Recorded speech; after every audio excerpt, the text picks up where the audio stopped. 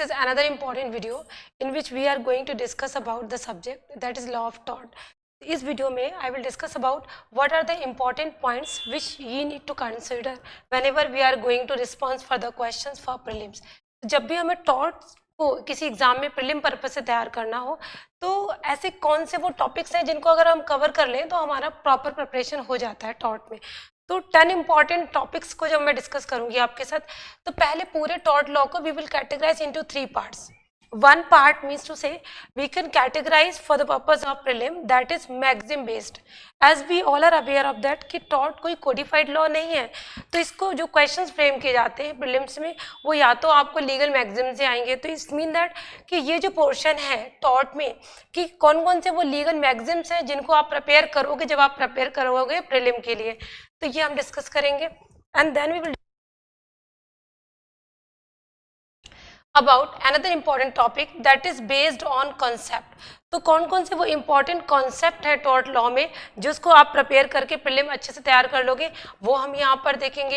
And then third, the very important portion of the tort for preparing of preparations that is based on case laws.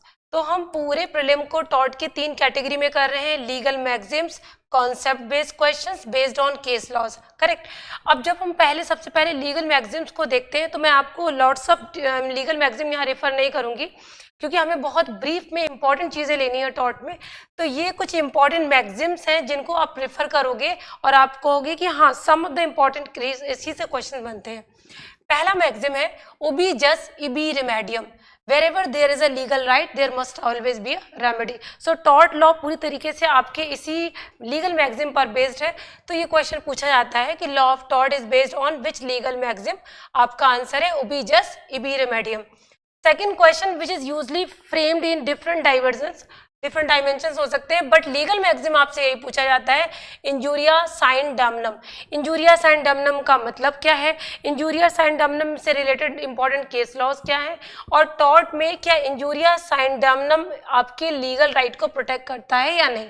So basically injuria sine damnum का मतलब ही यही होता है कि जब आपके कभी लीगल राइट का वायलेशन होगा तभी आप रेमेडी मांगोगे.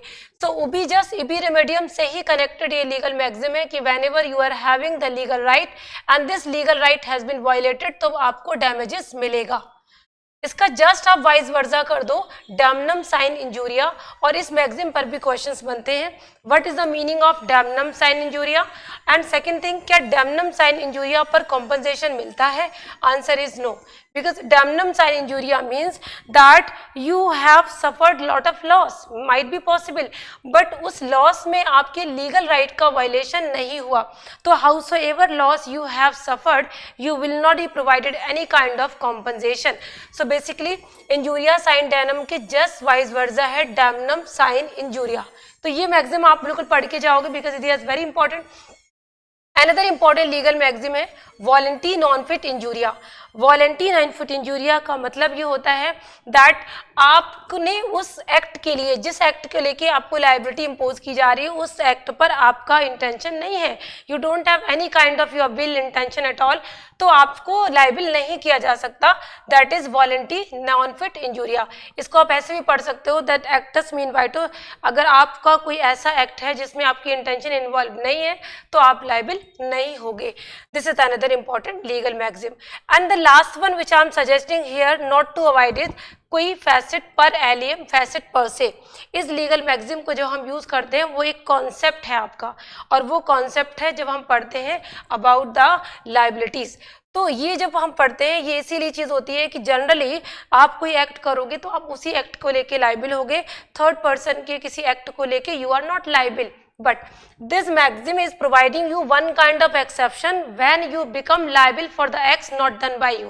Suppose if your servant has done something, it might be possible that you will become liable in that sense, because जो servant ने act किया है वो in course of employment किया है और वो आपकी डायरेक्शन में काम कर रहा है. तो ये मैक्सिम वेरी इंपॉर्टेंट है, कोई फैसेट पर एलियम फैसेट पर से जो कि आपको लाइबिल करेगा किसी थर्ड पर्सन के एक्ट को लेके. यहाँ पर इस कॉन्सेप्ट को भी आप पढ़ सकते हो. So these are the 5 important maxim which I am referring here for the purpose of prelim examination. Now just move toward the based on legal maxim हो गया आपका, based on case laws and based on concept. तो अभी हम इसको refer करेंगे कि case laws पर बेस्ड आपके कौन से वो इंपॉर्टेंट केस लॉज है जो आप टॉट में प्रीलिम प्रिपरेशन को लेके पढ़ोगे. तो I am giving you some important case laws. देखिएगा, number first important case law for referring for the prelim examination is Ashby versus White. तो जैसे मैंने आपको अभी मैक्सिम बताया, इंजूरिया साइंडमनम, इंजूरिया साइंडमनम से रिलेटेड ही ये आपका केस लॉ है, एशबाय वर्सेस वाइट. तो अगर आपसे पूछा जाता है एग्जामिनेशन में तो वो ये पूछते हैं Ashby versus White is related to which legal maxim, injuria sine damnum, damnum sine injuria, ubi jus ibi remedium या फिर कोई फैसिट पर से एलियम. तो correct answer will be that injuria sine damnum. This is one of the most important question which usually asked in the prelim examination. Second जो आपका केस लॉ है जिससे प्रीलिम में बहुत क्वेश्चंस बनते हैं, that is Gloucester grammar school case. Directly आपसे question ये पूछा जाता है कि Gloucester grammar school case is related to which of the following legal maxim under the tort law. तो आपका आंसर होगा डैमनम साइन इंजूरिया, बिकॉज इस केस में उसको बहुत सारा डैमेजेस हुआ था, but even though the person was not provided compensation, reason was because damnum sine injuria was there. There was no legal right which has been violated according to that case. So ये आपके दो cases and the third important case is Smith versus Baker. इसको आप पढ़ते हो वॉलंटी non fit injuria. जैसे अभी मैंने आपको एक्सप्लेन किया कि वॉलंटी नॉन फिट इंजूरिया जब भी आप पढ़ते हो उसमें एक डिफेंस के रूप में जब आप सारी चीज़ें पढ़ते हो तो इसमें ये केस पढ़ोगे स्मिथ वर्सेस बेकर. तो अगर आपने अपना कंसेंट दिया है तो क्वेश्चन ये आता है कि क्या आप कंसेंट दे रहे हो उस रिस्क की नॉलेज होने के बाद कंसेंट दे रहे हो या आपने सिंपली कंसेंट दिया है इन द जनरल सेंस. तो अगर यहाँ पर अगर प्लेंटिफ ने कंसेंट दिया था but he was not informed about the risk which might be possible during that incident, तो वहाँ पर उसको वो डिफेंस मिलेगा और आप ये नहीं कह सकते कि वॉलंटी नॉन फिट इंजूरिया था, that is what you are liable. So this case Smith versus Baker is a defence in the concept of volenti non fit injuria. This is very important, case law. Next is Scott versus Stafford, and then I am giving these 3 case laws together. ये 3 cases को हम एक साथ क्यों पढ़ रहे हैं? Because Scott versus Shepherd, Haynes versus Harwood and Wagon Mound case, these are the 3 important cases which we deal with the concept of negligence. जब भी आप नेग्लिजेंस के कॉन्सेप्ट को टॉट में पढ़ते हो तो क्वेश्चन यही आता है कि अगर आपके एक्ट से किसी को लॉस हो रहा है तो क्या वो फिजिबल था, फोर्सिबल था या नहीं था. रिमोट डैमेजेस के लिए आपको कॉम्पनसेशन नहीं मिलता. तो means remoteness of damages is क्या है, इसको लेके हम पढ़ते हैं. That is first case which is very important is Scott versus Shepherd. Scott versus Shepherd में कहा गया कि आप किस रिस्क को फोर्सी कर सकते हो, जहां तक फोर्सिबिलिटी है, जो प्रोबेबिलिटी है इंसिडेंट के लिए, उसके लिए पर्सन लायबल होगा. Another important judgment in the same concept is Hens versus Harwood. And finally we popularly known as wagon Mound case, because इसी में आप जब आप रिमोटनेस ऑफ डैमेज पढ़ते हो तो उसका डॉक्ट्रिन प्रपाउंड किया गया है. तो यूजुअली इस एग्जाम में पूछा जाता है कि वैगन माउंट केस किस कॉन्सेप्ट से रिलेटेड है या फिर किस लीगल मैक्सिम को रिफर करता है. So Wagon Mound case related to the remoteness of damage. Another important group of cases I am referring here. जब हम लाइबिलिटीज की बात करते हैं टॉर्ट लॉ में, so we are much aware of there are 3 kinds of liability. One that is state liability, another that is strict liability, and finally that is absolute liability.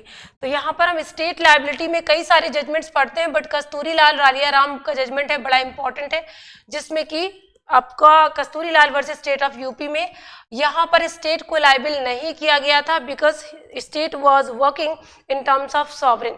तो जो concept of sovereignty था जिसको हमने state liability में exempt दे रखा था, वो उसी सेम सेंस में कस्तूरी लाल जजमेंट आया था. ऑल्दो दैट इज ट्रू कि कस्तूरी लाल का जो इफेक्ट है वो कम्प्लीटली अब ब्लड हो चुका है, because now even the state is liable if it is making या violating any kind of legal right of individual.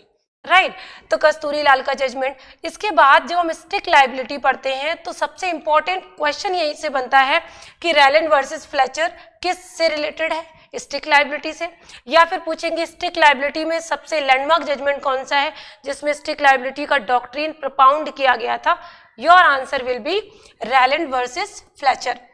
Another important concept which we can say the innovative approach introduced by Indian legal system and that is absolute liability. तो यहाँ पर हमेशा question पूछे जाते हैं कि absolute liability का जो कॉन्सेप्ट है वो किस कंट्री में ओरिजिनेट हुआ, answer is India.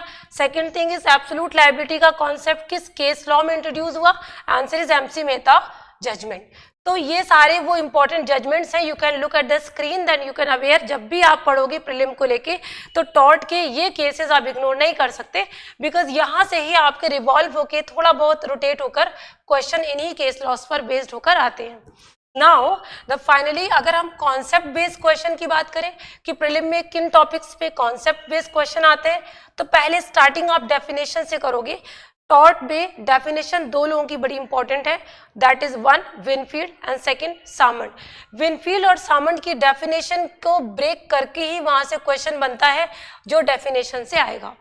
Second is about defenses because we know there are various kinds of defenses available under the tort law because हमारा एक मैगजिम है ओबिजस इबे रिमेडियम, जहाँ भी आपके लीगल राइट का वायलेशन होगा आप टॉर्ट में कॉम्पनसेशन ले सकते हो, बट कुछ जनरल डिफेंसेस भी हैं। वो जो जनरल डिफेंसेस है वहाँ सब क्वेश्चन आपके बनते हैं कि कौन कौन से जनरल डिफेंसेस हैं, तो आप ब्रीफ शॉर्ट में 10 जनरल डिफेंसेस को रेफर करोगे।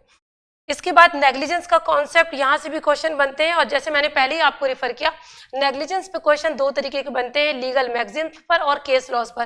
केस लॉस पर मैंने आपको अभी ही नेग्लिजेंस पर ये केसेस बता के रखे हैं कि जब आप ये पढ़ते हो तो ये थ्योरीज पर केसेस आपके बनते हैं। और वैसे तो आपको पता ही होगा जब आप नेग्लिजेंस पढ़ते हैं तो एक बहुत ही इंपॉर्टेंट जजमेंट है दैट इज डोन्यू वर्सेस स्टीवेंसन। तो इस जजमेंट को रिफर करने के बाद ही हमारा नेग्लिजेंस का टॉपिक शुरू हो जाता है। इसके बाद फिर हम डिफेमेशन को भी पढ़ते हैं ब्रीफ में एंड देन लाइबिलिटीज पर भी क्वेश्चन आता है। एज आई सेड लाइबिलिटीज पे जो भी क्वेश्चन आते हैं वो केस लॉस पर बेस्ड होते हैं, जो कि हमने ऑलरेडी इस पहली सेकंड स्लाइड में डिस्कशन आपके साथ कर लिया। So these are the actually important concept legal maxims as well as the case laws, जिनको आप प्रिपेयर करोगे जब भी आप किसी भी स्टेट में जहां पर टॉर्ट से रिलेटेड प्रीलिम के क्वेश्चन बनते हैं उसके लिए आप प्रिपेयर कर रहे हो। I hope that it will be very fruitful to all of you. Thank you so much for watching.